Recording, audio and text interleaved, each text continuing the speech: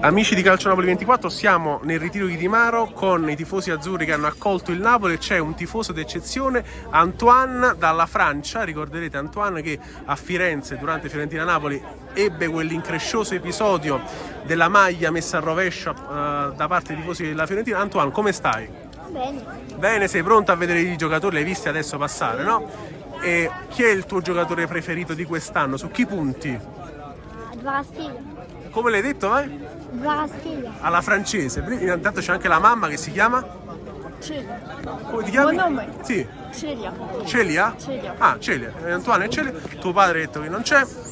E invece, come hai vissuto lo scudetto dalla Francia? Voi di che città siete? Dalla Corsica, Dalla Corsica, no? non nella Francia. Ci Dalla tieni a Corsica. sottolinearlo, Celia. Sì. Come l'avete vissuto dalla Corsica? Quindi in Come lontananza. la gioia.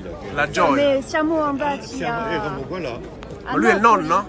Sì, a Il nonno, Napoli. il padre. No, il nonno di Antoine. Il padre. Ah, il padre? Ah, ok, Sì. scusa, no, ho fatto questa non pensavo. E quindi tu sei il tifoso del Napoli? Eravamo, il quattro eravamo a Napoli. Sì, sì, no, dico, sei tu il Allo tifoso stadio. del Napoli che ha dato la passione a Antoine, no? E lui. Il più tifoso è lui. Antoine, allora l'ultima, quest'anno invece che ti aspetti? Che il Napoli possa rivincere lo scudetto? Cioè, sei fiducioso? E in Champions League? Anche.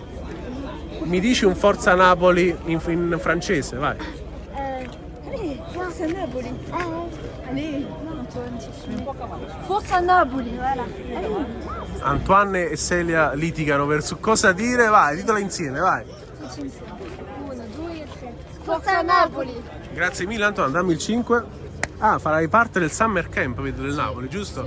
Mostriamo tra l'altro il logo che non si era mai visto. E Antoine, grazie mille, poi magari ci rivediamo in questi giorni. Ok, fino a quando stai?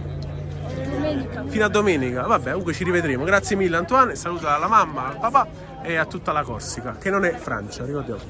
Bravo, grazie mille anche alla mamma e buon proseguimento, grazie.